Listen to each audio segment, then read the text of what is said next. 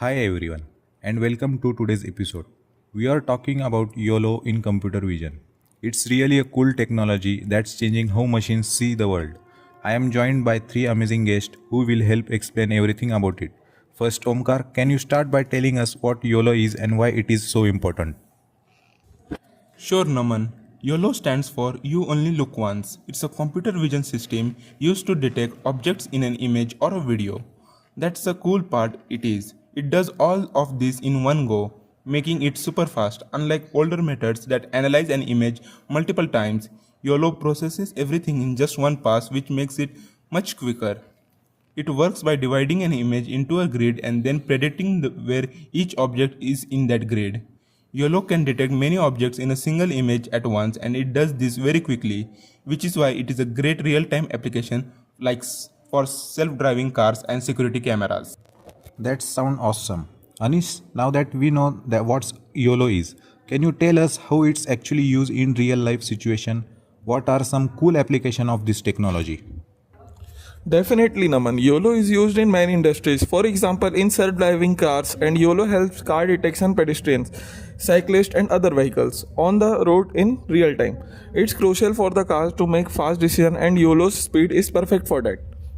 In security, YOLO help track peoples or objects in crowded places like airport or shopping malls. If someone is doing something suspicious, YOLO can detect it right away. It can even track many things at same time, which is really helpful when there are lots of people around. It's amazing to hear how YOLO is changing these industries. Omkar, now let's talk about something important, privacy and ethics. With the power of YOLO, especially in surveillance, there are concerns. What do you think about the ethical side of using YOLO? Great point, Naman. YOLO is a powerful tool, but it also raises some serious ethical concern. For instance, when YOLO is used in surveillance, it can track people without them even knowing.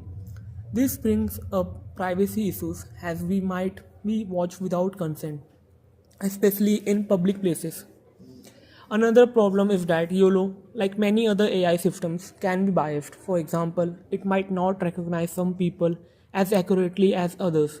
If this happens in areas like law enforcement, it could lead to mistakes like falsely identifying someone. It's important that we use YOLO responsibly to make sure it doesn't harm people or cause unfair outcomes. You are absolutely right, Krishna. We need to make sure these technologies are used responsibly. Omkar, looking ahead, what do you think is next for YOLO? Are there any improvement or new ideas coming soon? That's a great question, Naman. YOLO is constantly getting better. One area of improvement is accuracy. Sometimes it struggles to detect small objects or objects in a messy environment.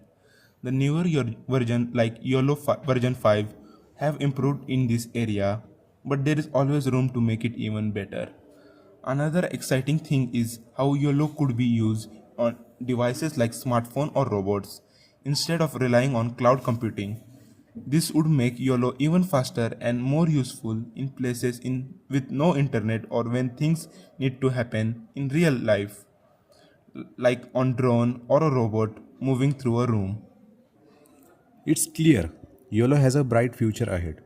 From self-driving cars to smartphone, the possibilities are endless. Thank you so much Omkar, Krishna, Anish for sharing your knowledge with us today. That wraps up today's episode. Thanks for listening and stay tuned for more discussion on exciting new technology.